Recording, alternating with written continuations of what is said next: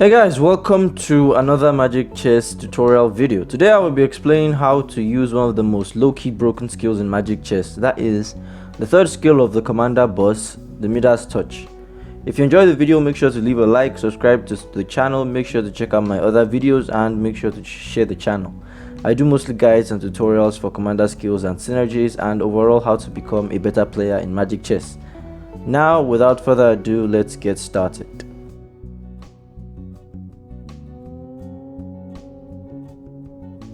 The Midas Touch is an active skill usable when the placement stage starts and has a cooldown of 14 rounds. Activate this skill to refresh the shop once for free and get 5 orange heroes. There are 6 orange heroes in Magic Chess. These are Ling, Natalia, God, Gatotkaca, Odette, and Leomord.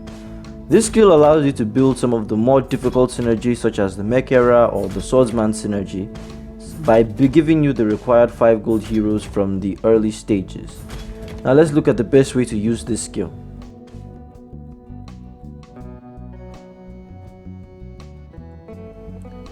Sell all heroes after the first creep defense round. Do not pick a battle spell yet. Before the end of the last round and the fate box, use the skill. You will get 5 random orange heroes. Worst case scenario, you get 5 different heroes. In this case, buy all 5. The usual case scenario is that you get 2 of one hero, and in this case you buy both of the hero you get. The ideal case scenario is when you get 3 of one hero, that is, you get a 2-star hero. In this case you buy all 3. The hacker case scenario is when you get 4 of one hero, in this case of course you buy all as well. And the impossible case scenario is when you get 5 of one hero. In this case, close Mobile Legends and go buy a lottery ticket. Don't forget to send me some of the winnings.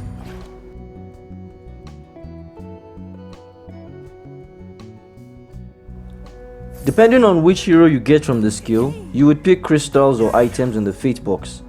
This part of the guide is still experimental as there are so many combinations and I cannot try them all.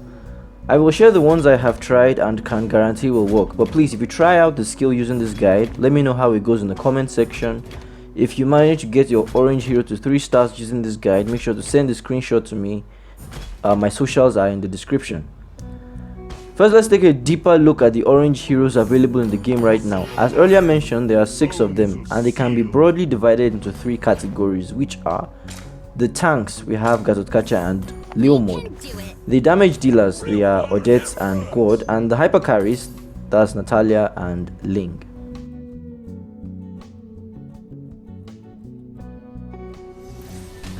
As I mentioned in the positioning guide, Gatotkaca is the best tank in Magic Chess. The skill teleports him to the square with the most enemies, dealing massive damage in the process.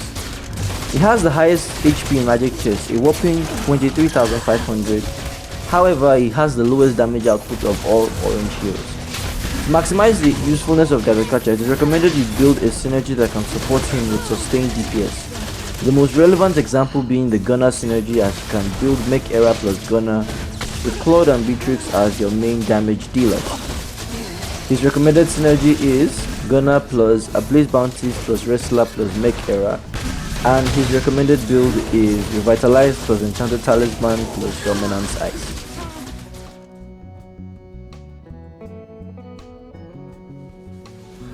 Leomord belongs to the Necrokeep synergy, one of the most cancerous synergies in Magic Chess right now. He has a fairly high damage output but is limited by his attack speed and thus cannot win fights against a high DPS weapon master like Zilong.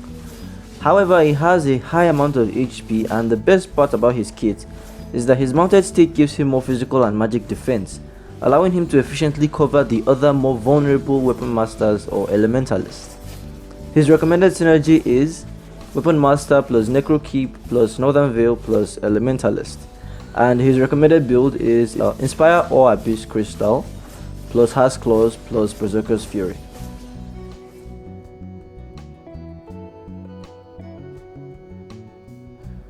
Ling is the most stable of all orange heroes in the sense that he has the least weaknesses and can carry games all by himself, even from a 1-star level.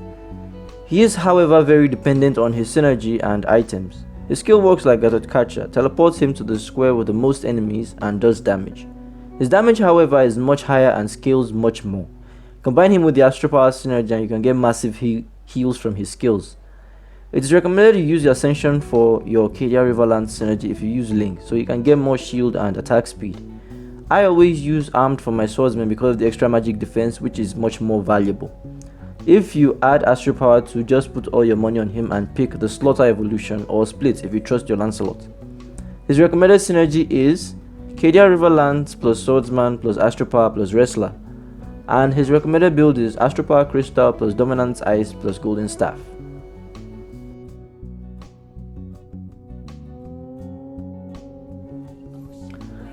Natalia is the most satisfying of the orange hyper carries. Her mana is refilled every time she gets a kill with her skill, allowing her to chain it continuously until all enemies are dead. If you have the Astral Power synergy, she is guaranteed to clear the whole board even from a 2-star level. That is, if the enemy does not have an Argus. Natalia seems to love Argus as she always teleports to him. I know, she targets the lowest HP and Argus in his immortal state has 1 HP, but still, can't you see that he is immortal? But other than Argus and probably Necrokeep synergy, Natalia can one-shot any, and I mean any hero, dealing up to 36,000 critical damage on her basic attacks. Building her is a bit difficult as her faction does not add any power to her. For this reason, you will want to rely on Karina to carry the mid-game until you get an Astral Power Crystal. Always use the Assassin evolution of the Assassin synergy to get that 175% bonus damage. And for the Astral Power, use Split or Slaughter as you see fit. Her recommended synergy is Assassin plus Astral Power plus Future Tech, and her recommended build is Astral Power Crystal plus Blade of Despair plus Berserker's Fury.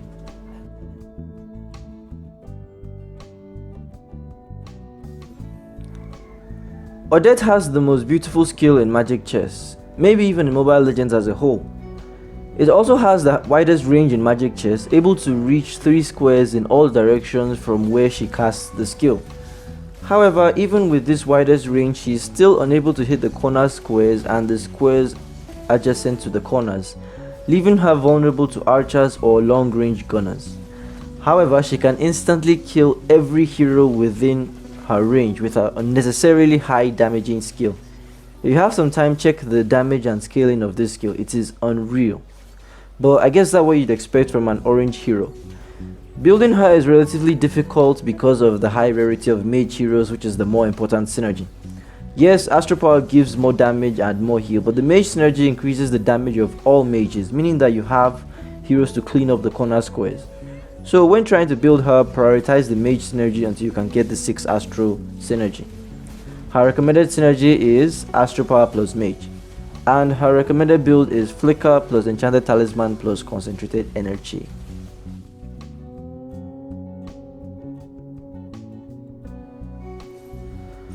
Gord is the strongest hero in Magic Chess, or rather he has the highest damage in Magic Chess for 2 reasons.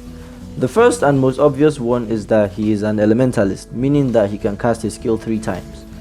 The second reason is the skill itself.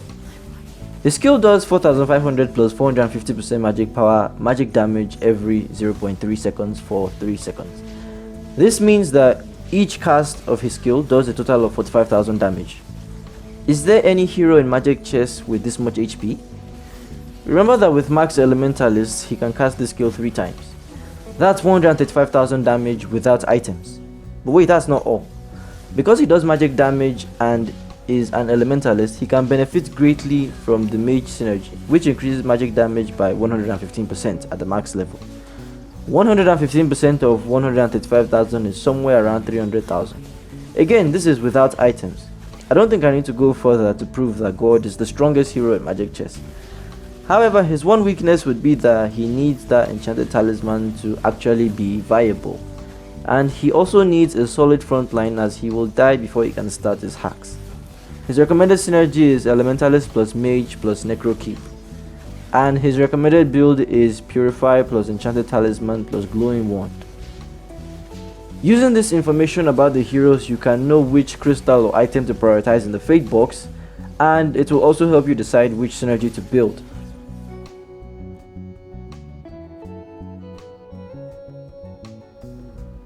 Upgrade to Commander level 5 at the start of the first round. I like to upgrade before the round starts. Spend the rest of your gold refreshing to get a solid base synergy. For example, for Odette you want to start with 3 Astro and 2 Mage, or 4 Mage and 3 Astro.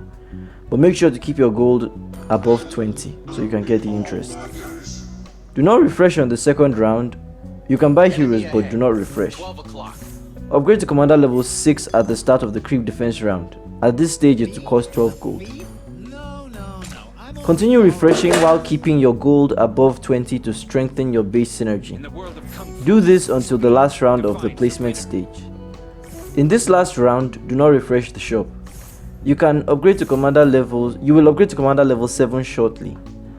The purpose of having these 3 rounds to refresh at commander level 6 is to strengthen the grey and green heroes on your team, so that they can support your orange hero more effectively. Also, try to avoid getting the wrong blessings.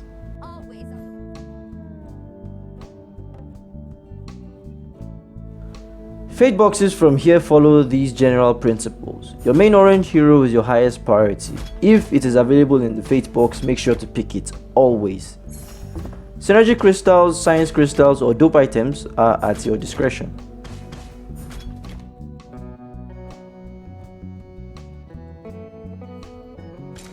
Upgrade to commander level 7 on the first round. Do not refresh the shop, just save your gold until the creep defense round. Upgrade to commander level 8 on the creep defense round. Prioritize clone devices even over synergy crystals in your equipment drops. From this point there are 2 approaches. I'll leave you to decide which one you want, but I recommend trying both.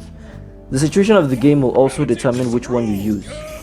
The first approach is do not refresh the shop until the end of the showdown stage and upgrade to commander level 9 at the start of end game. This would work if your orange hero is already 2 stars and can comfortably win games. This is why you need to use the clone device, as a 1-star orange hero would find it difficult to compete against 3-star greys and greens. Some hackers might already even have 3-star blue heroes. The main cons of this synergy, however, are you will not refresh the shop at all during the showdown stage, going straight from commander level 6 to commander level 9. If your base synergy is too weak, you will not survive. If your orange hero also is too weak and has weak items, you will also not survive. The biggest pros, however, are you will not waste any gold looking for orange heroes at suboptimal spawn rates. You go straight from 0% to 15%, maximizing your gold usage. Because commander level 6 has a 0% spawn rate for orange heroes and a maximum spawn rate for greys and greens, your support heroes will be able to carry because you would have gotten them starred up very well. After getting to commander level 8, the second approach is, after getting to commander level 8 on the creep defense round, you continue refreshing the shop looking for heroes. You might be lucky and get another orange hero with a 6% spawn rate. Then from the start of endgame to the creep defense round of endgame, you save up and upgrade to commander level 9 after. The biggest disadvantage, however, of this strategy is that you will waste a lot of gold looking for orange heroes at a suboptimal spawn rate. However, you will be able to get your other heroes, so it is a safer option for if you do not trust your luck.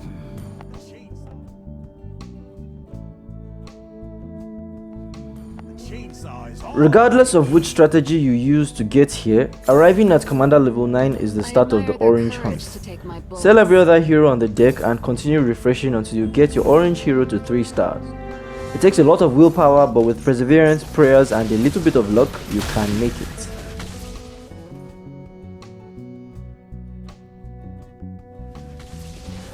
Finally, here are some tips and tricks. Number 1, get used to using the skill between the end of the planning stage and the first fate box. It will go a very long way in helping you decide which item or crystal to pick. If your device cannot handle it, however, you can play safe and use the skill at the start of the placement stage.